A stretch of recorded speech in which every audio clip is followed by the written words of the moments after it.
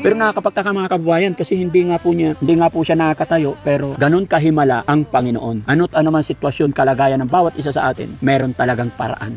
Ayun mga kababayan, oh. Kaya nakasagol ng dire. Pati ito maliit din. Ay, oo. Siya daw yung bumubuhay sa nanay niya. Gaano nakakabilib, no? Yung puwit na lang talaga ang gumagasgas. Paano kaya pag may baha, no? Problema, paano pag aksidente nalaglag siya doon? Hindi na siya makaakyat. Ngayon natin sasabihin mga kababayan kung sino ang mas mahirap, kung gaano kahirap nga ba ang buhay.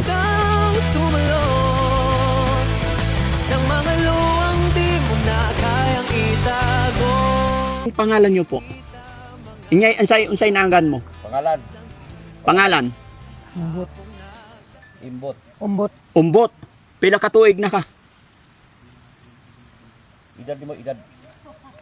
Wako kabalo. Ah, hindi niya alam edad niya. 1985. 41. May asawa? Wala. Ulitaw pa gani. Ito bahay nyo. Wow.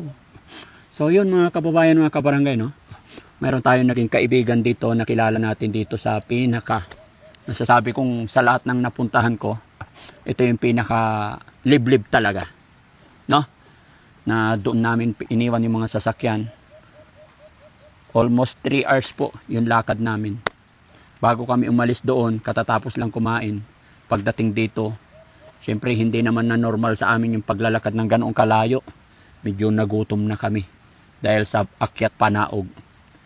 Pero itong nakagulat mga kababayan, sa sabi ng mga tao dito or sa nakalap namin na impormasyon about kay Kuya Botbot. Kuya Botbot? Umbot. Umbot. Kuya Umbot na naninirahan dito sa gitna ng kagubatan. Sa kanyang sitwasyon, hindi siya makatayo. Parang ang malakas lang sa kanya, yung braso lang. Kalahati lang. Pati katawan niya kalahati. Left side lang may kumikilos. Ay, yung left lang ang may lakas. Yes. Ini, wala. Wala. Pero after all ng kalagayan niya, may alaga siyang kalabaw. May alaga siyang kalabaw. Yun ang nagbuhay sa kanila. Ayun ang kasama niya sa araw-araw pamumuhay. Yes. Kalabaw ang nagbigay ng pag-asa nila Oo. na makakain. Buti meron siyang kalabaw. Parang inalagaan niya, tapos mag-anak sa kanya, Mm. pangalawang anak sa may-ari. Tapos sabi mo, siya pa ang bumubuhay sa kanyang nanay. Oo, siya ang bumubuhay. Pilay mo igsuon. Duharami. Duhara kayo. Hama ng imo igsuon. Mas Dabaw. Sa Davao. Dabaw. Bakit hindi siya nagpunta dito para katulong siya? Naman to sa gawas. Ano daw? Nasa gawas daw, sa gawas. Pero pumupunta dito. Wala. Hindi na. Hindi mo na siya nakita. Pila ka tuig dili mo kadto diri. Dugay na. Dugay na. Puskabot. Anong unsay ka nabuhi natin dito? Ako lag rubber. Nag-rubber ikaw? Paano? Paano ka mag-rubber hindi ka makapaglakaw-lakaw? Dili man ka makapaglakaw-lakaw. Ako lag guma. Ako nga rubber. Maghakot daw siya ng Tagahakot siya na rubber. Sinusuhulan siya. Sinusuhulan siya para maghakot. Per kilo. Mga kababayan, sinasabing sinusuhulan, parang binabayaran po. Kasi sa Tagalog, pag sinabing suhol, iba yung pagkaintindi. Pero dito sa kanila, pag sinabing sinusuhulan, siniswelduhan. Pila ang suhol sa imo? Isa ka adlaw? Depende sa pilang kilong guma. Depende ka sa kung hamo, kung... Per kilo siya. Per kilo. Pila per kilo? Dos. 2 ra. 2 kilo. Gaano kalayo yun? Doon sa labasan. Ano? No? Pero nakakapagtaka mga kababayan kasi hindi nga po siya nakakatayo, pero ganun kahimala ang Panginoon. Ano't ano man sitwasyon, kalagayan ng bawat isa sa atin, meron talagang paraan. No? So, bago kami dumating mga kababayan, paalis na sana siya para kunin yung kalabaw niya. Malayo yung kalabaw mo? Tabok. Araw-araw ikaw nagdala doon? Oh. Ikaw rin nagkuha? Paano siyempre, bay, pag umulan bigla, di basa siya? Abutan sa daan. Ulan. Gapang. Gapang lang. Oh. Tignan niyo mga kababayan kung gaano kahirap. Bay, tanawan ako, okay lang? Tingnan daw niya, tanaw niya. Maliit lang. Nakatali-tali, no? Pati, bay, tanawan, no? Liit. Pero ito lang yung may lakas. Kaliwa. Ini, wala. Bakit nakasagol ang imong braso sa pikas na tiil? Ayun. Sobrang liit. Ayun mga kababayan, oh. Liit. Kaya nakasagol ng dire. Pati ito maliit din. Maliit. Ay, oo. Hindi na nga siya nakalakad mga kababayan, lumiit pa ng gusto. Ang saman ini? Kwarta? Trisbe. Tabako. Oh. Ang kanyang kanyang mga kinikita mga kababayan. Pero dito ako namangha sa nabalitaan ko from Sir Butiti na siya daw yung bumubuhay sa nanay niya. Gaano nakakabilib, no? Bay, pwede ba namin makita kung paano ikaw magkuha ng kalabaw, paano ikaw magtrabaho, paano ikaw maghanap buhay? Parang hindi kasi ako makapaniwala mga kababayan. Pero nakikita ko naman sa sitwasyon niya talagang batak sa trabaho. No? Sige bay, ato ta, tanawa be. Tara bay, tanawa. Para makita ko lang kung paano.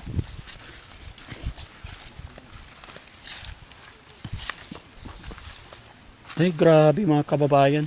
Napakahirap ng ganitong sitwasyon. Araw-araw ganyan gawa mo? Oh. Allah. Dito natin makikita mga kababayan kasi bukod sa hindi siya makalakad, left side lang daw, kaya parang paralyzed tong right side. Pero naghahakot siya ng rubber, tapos may alaga siyang kalabaw. Dito natin makikita kung gaano katotoo, paano niya i-manage yung kalabaw. Buti hindi ka nalalaglag, hindi ka mahulog, hindi. Ang hirap na sitwasyon. Ha? Hirap yun. Mahirap yun. Kaluoy na kinabuhi. Yung puwit na lang talaga ang gumagasgas. Paano kaya pag may baha, no? Sige, tignan natin. Saan kaya naroon? Malayo yung kalabaw mo? Oh. Tabok. Sa taas? Oh. Patay. Ilang oras kaya bago makuha, bago makauwi? Gabi na ikaw makauli. Tayo na ko muna buhay, mga alas 3. Mga alas 3 pa. Oh. Alas 3 pa. Malayo pa daw maggabi. Alas 3 pa gani. Kaya kailangan alas 3 kunin na niya bago siya abutan ng gabi. Ay, tignan natin. Tapos makikita nyo itong mga daan mga kababayan, napakahirap.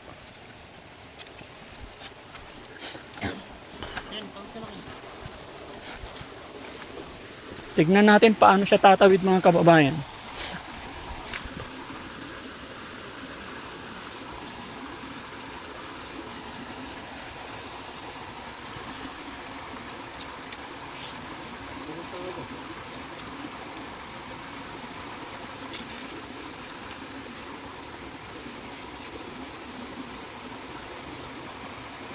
Ganun. Problema, paano pag aksidente nalaglag siya doon? Hindi na siya makaakyat.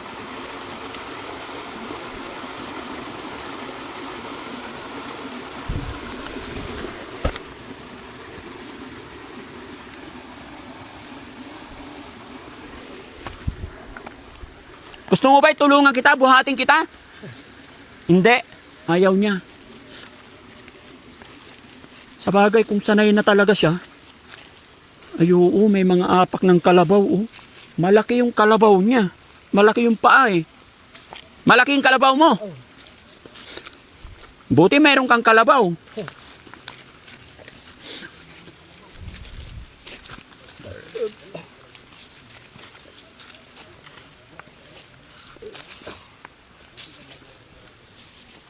Kung malayo. Paangat pa, paakyat pa. Ngayon natin sasabihin mga kababayan kung sino ang mas mahirap, kung gaano kahirap nga ba ang buhay. Dito nakakatayo ng balahibo, no? Sa ganitong sitwasyon, pilit gumagapang para lang may makain sila. Nakakaawa mga kababayan, nakakaiyak, nakakaawa na yung iba nating kababayan na nandito sa liblib na lugar, pilit lumalaban sa ganitong kahirapan ng buhay. Samantalang nababalitaan napakaraming mas, no? Diyos ko po. Nakakaiyak mga kababayan. Hindi ka napagod ba? Hindi napagod, sanay na. Tinuod lagi. Parang hindi ako makapaniwala mga kababayan. Ganito yung trabaho niya. At ayon sa kanila mga kababayan, na yung nanay niya is parang hindi nakapagsalita, na heat stroke ba yan? Na stroke? Tapos siya rin mga kababayan, hindi nakakaintindi ng Tagalog masyado. Kapoy na? Kapoy? Kausapin mo lang, bay. Sirap daw, pagod po. Hayaan mo si Rab. Sanggala, ito nga gumagapang, hindi napagod. May pa yung kababay? Ini. Ay, dalawa. Pilay mo kabaw? Dua. Duha. Dito ang daan. Dito siya dadaan pa. Dire? Oh. Ano, buhati na kita? Ano? Ayaw niya magpabuhat, mga kababayan. Tusok ka dyan. Mabait yung mga kalabaw niya. Nakakatuwa ang kalabaw, no? Ano, tumingin na yung kalabaw nyo. Oo. Tumingin na. Mahimala talaga kahit mga hayop yan, no?